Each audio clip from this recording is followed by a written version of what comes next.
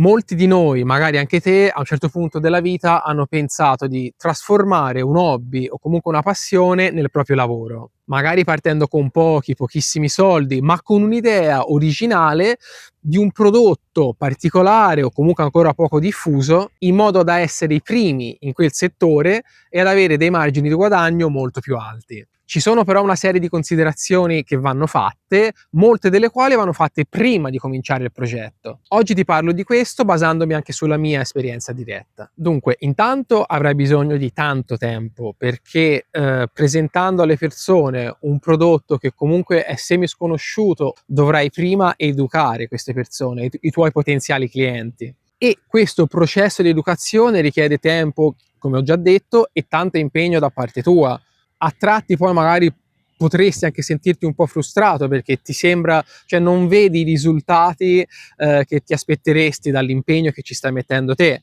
Ma la verità è che ci vuole tempo per educare le persone e le cose non succedono dall'oggi al domani. Quindi devi mettere in conto questo tempo che impiegherai nell'educare i tuoi potenziali clienti, e ricordati che in quel lasso di tempo, lungo tempo probabilmente, potresti non avere entrate, cioè magari sì, qualche vendita l'avrai, ma magari nemmeno per coprire costi. Se sei fortunato copri i costi, però ci vorrà un pochettino di tempo. Ecco che quindi magari sarebbe una buona idea affiancare a questi prodotti particolari, qualunque esso sia, che siano verdure in campo o che siano microgreens, dei prodotti già un po' conosciuti, così che nel frattempo che porti avanti il tuo piano di educazione dei possibili clienti, magari hai anche qualche entrata con dei prodotti già conosciuti, più comuni. Detto questo, ci sono persone effettivamente interessate a questo nuovo prodotto o prodotto particolare che te vorresti offrire? Cioè, anche se te ti impegni giustamente nell'educare le persone, far conoscere questo prodotto, poi le persone effettivamente sono interessate a comprarlo e consumarlo? Perché se è vero che, essendo il primo magari o uno dei primi ad offrire un certo prodotto, hai un vantaggio comunque competitivo, perché magari sei l'unico, ma in certi casi potrebbe anche essere un segnale, diciamo, di allarme, un campanello d'allarme, della serie: a te questa idea ti sembra ovvia, ok? Ma come mai nessuno sta ancora facendo questa cosa, qualunque essa sia? Uno dei motivi potrebbe anche essere che sono state fatte delle ricerche a riguardo, ricerche di mercato, e chi l'ha fatto prima di te si è reso conto che non avrebbe avuto richieste sufficienti, non ci sarebbe stato mercato, e quindi in base a queste ricerche poi hanno deciso di non sviluppare quel determinato prodotto. Ecco che essere il primo a fare una cosa è certamente un vantaggio, ma cerca di capire a priori anche il perché, quali potrebbero essere le cause per cui nessuno ha ancora cominciato a fare questa cosa che a te sembra ovvia, una grandissima idea. Ok, quindi hai fatto le tue ricerche, pensi che ci saranno persone interessate a quel prodotto, quindi lo cominci a produrre, cominci a farlo conoscere, cominci il processo di educazione, e ovviamente a questo punto avrai già fatto anche tutti i tuoi calcoli, cioè quanto ti costa a te produrlo, che margini vuoi, e quindi il prezzo finale di vendita. La domanda da $1.000.000 adesso è questa: il mercato a cui te ti vuoi rivolgere, i clienti che te hai identificato come il tuo mercato, sono disposti a pagare questo prezzo, che è il prezzo giusto per te, in base ai calcoli che hai fatto? Perché se la risposta è sì, bene, ma se la risposta è no, a parte che non sono state fatte bene magari le ricerche all'inizio, ma te ti ritrovi con un prodotto, cioè che te lo stai producendo, stai educando le persone che sarebbero anche interessate, però loro vogliono comprare le cose a poco, cioè sono più interessate al risparmio che magari alla qualità o alla rarità del prodotto. Cioè sì, gli piace, però non sono persone disposte a spendere tanto, che siano privati, ristoranti, negozi vari. E quindi questo è uno dei punti, cioè, cruciali: capire se le persone a cui te ti rivolgi, i tuoi potenziali clienti, sono disposti a pagare il prezzo che è giusto per te. Questa è una cosa abbastanza rischiosa, perché se te basi il progetto giustamente su quei prodotti che te vuoi produrre e sai che comunque le persone sono interessate, ma poi non le comprano e il progetto salta, e poi magari ti ritrovi a smettere di vendere questi prodotti particolari e vendi soltanto l'altra parte, come ti ho detto prima, di mescolare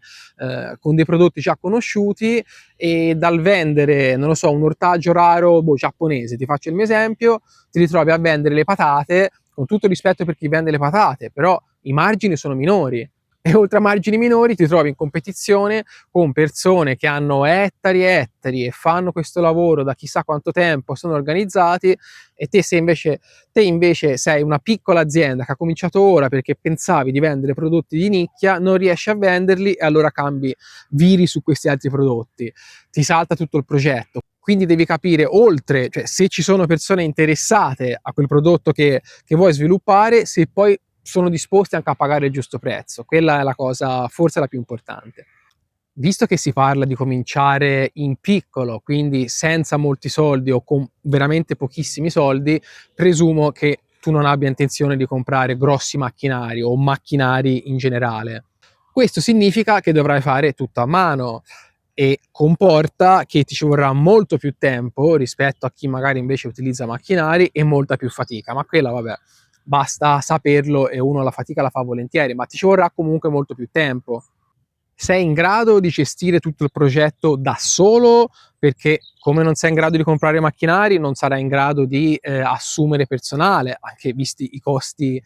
del lavoro, del mercato del lavoro in Italia. Quindi ecco, sarai soltanto te a dover gestire il tutto, senza l'aiuto di nessuno. O se ogni tanto c'è qualcuno che ti può dare una piccola mano, ok, ma il 99% del lavoro dovrai essere in grado di farlo te. Il che significa che non sarai in grado, cioè, di fare un altro lavoro per sostenerti. Quindi nel mentre che sviluppi tutta la cosa e ti dedichi ovviamente al 100% a questo progetto, non sarai in grado di fare un altro lavoro per magari coprire le tue spese personali. Quindi a meno che tu non sia magari benestante di famiglia, lo spero per te, o abbia delle rendite o magari il tuo partner guadagna abbastanza per entrambi, devi considerare anche questa cosa. E considera anche che non è che, visto che cominci come piccola azienda, sì, inizialmente i costi sono bassi e non ti serviranno mai altri soldi. Se poi comunque vorrai crescere, vorrai ottimizzare le tempistiche di alcune cose per ridurre i tempi di lavoro tuo, perché comunque all'aumentare dei clienti poi, cioè, se ti aumenta anche il lavoro ma te sei al limite, non sarai più in grado di farlo da solo, quindi dovrai fare degli investimenti, secondo me mirati principalmente a ridurre le tempistiche delle varie attività della tua azienda. Quindi anche qui, per avere questi soldi da investire, e lo dovrai fare anche se l'azienda è piccola, bisogna che tu o reinvesti tutto quello che entra, sperando che entrino un po' di soldi, lo reinvesti tutto al 100% nell'azienda per svilupparla a lungo termine, ma ecco, ricordati, ritorno al discorso dei soldi, bisogna che tu abbia però qualcos'altro per vivere.